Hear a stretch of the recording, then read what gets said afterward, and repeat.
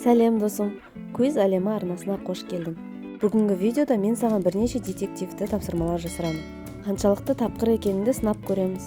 Ойынды бастамас бұрын арнаға тіркеліп, лайк басып, қоңырауша белгісін баса кет. Дайынсың ба? Ендеше мен бастаймын. Ламберт атақты жазушы. Ол өзінің кезекті кітабын соңғы бір айдың ішінде жазып аяқтау керек болатын. Сол үшін ол көбіне түнгі уақытта тыныш кезде кітап жазатын. Өткен түні ол өз кабинетінде таңға дейін жұмыс жасап отырды. Таң ата ұйықтауға ол өз бөлмесіне кетеді. Бір қызығы, Ламбертті сол күннен бастап ешкім көрген жоқ. Полиция қызметкерлері таңға таяу Ламберт мырзаға шабуыл жасалғанын және қылмыскердің оны орманға таяу жерде ұстап отырғанын анықтайды. Полицейлер Ламберт мырзаның 3 көршісін күдікті ретінде тергеуге алады. Тергеу барысында Ламберт мырзаның досы Стив сол күні досына бармағанын, оның жаңа кітапты жазу үстінде екенін біліп, оны мазаламағанын айтады. Көршісі Майли соңғы күндері үйінде болмағанын, Италияға кеткенін айтады. Көршісі Дэвид, ол да жазушы болатын. Ол Ламбертке кеңес алу үшін түнгі уақытта барғанын айтады. Дэвид Ламберт мырзамен ас бөлмесінде сөйлесіп, жарты сағаттан соң үйіне кеткенін айтады. Қалай ойлайсың, мына үшеуінің қайсысы жалған сөйлеп тұр және Ламберт мырзаны кім ұрлады?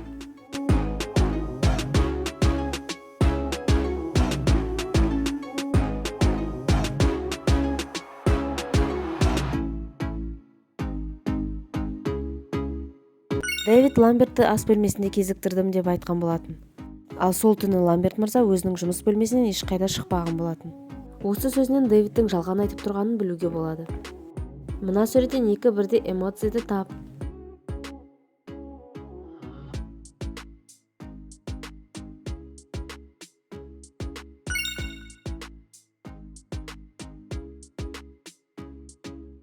Мұқият қара, мына адамдардың қайсысы қылмыскер?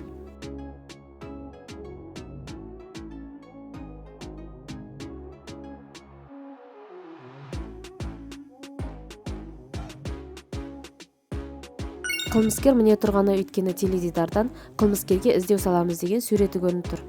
Бір күні атақты кәсіпкер Стивтің азық-түлік дүкеніне ұрлыққа түседі. Стив сол күні өз жұмыс орнында болатын.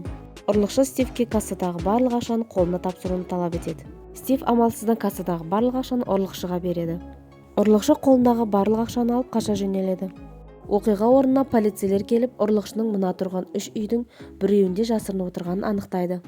Ал сен қалай ойлайсың, ұрлықшы қай үйде жасырынып отыр?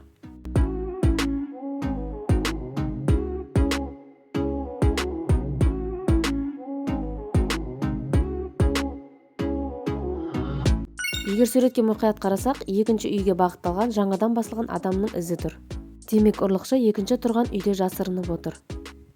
Мына суреттен айырмашылықты тап.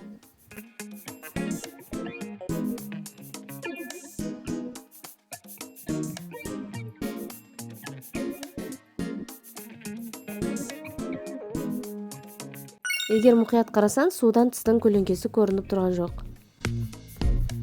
Ал енді мына жерден артық эмоцияды тап.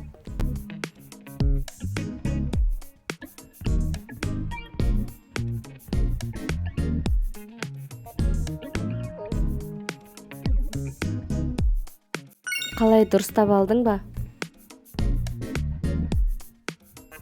Марк пен Джейн отбасымен бірге жағажайға демалуға келеді. Бір кезде Марк пен Джейн дүкенге кетеді. Дүкеннен қайта келгенде кішкентай ұлының жоқтығын байқайды. Қызынан бауырының қайда екендігін сұрағанда, оны бір ер адам өзімен бірге алып кеткенін айтады. Марк пен Джейн қорыққаннан оқиға орнына бірден полицейлерді шақырады. Полицейлер күдікті ретінде 3 адамды тергеуге алады. Бірінші тұрған жігіт ол кісіні мүлдем көрмеген және ол өзінің достарымен бірге демалуға келгенін айтады. Екінші адам өзінің құтқарушы екенін және сол уақытта адамдардың қауіпсіздігін бақылап жүргенін айтады. Үшінші ер адам жағажайға енді ғана келгенін және не үшін тергеу жатқанын түсінбегенін айтады. Қалай ойлайсың, мына үшеуінің қайсысы ұрлықшы?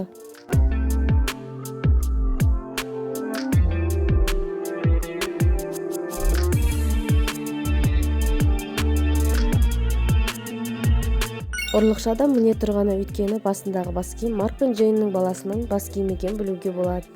Мына суреттен пышақ, ыдыс және тауық етін тауып көр.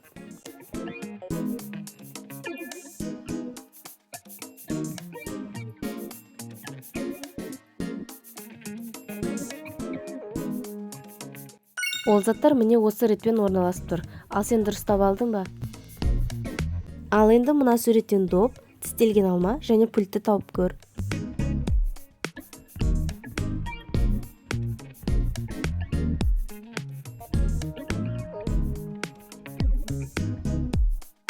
Бұл тапсырма саған қиындық туғызған жоқ деп ойлаймын. Мына суреттен шанышқы, сөмке және өрт сөндіргіш құралды тап.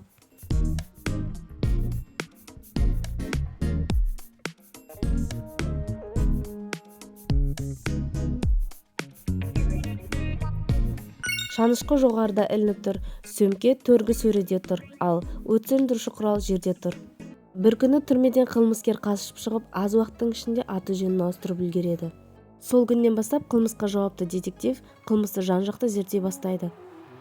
Бір кезде детективке әріптесі қоңырау шалып, мен сіз іздеген қылмыскерді таптым деп айтады. Ол қылмыскердің қаладан алшақ орман алқабындағы бір үйде бас сауғалап отырғанын айтады.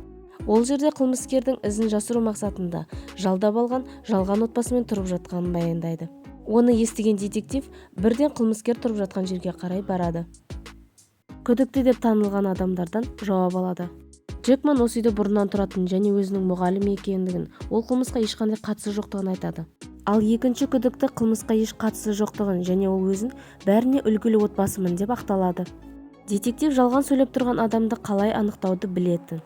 Және ол екі күдіктіге де өздерінің отбасылық суреттерін көрсетуін талап етеді. Ал сен қалай ойлайсың? Қай отбасы жалған?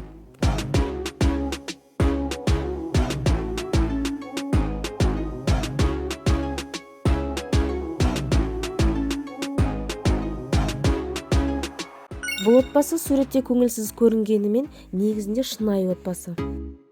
Ал бұл отбасының суреттері әртүрлі жерде түсірілгенімен уақыттары бірдей.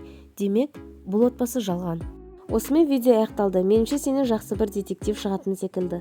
Қанша сұраққа дұрыс жауап бергеніңді комментарий бөліміне қалдыр және осы видеоны өз досыңмен бөлісуді ұмытпа.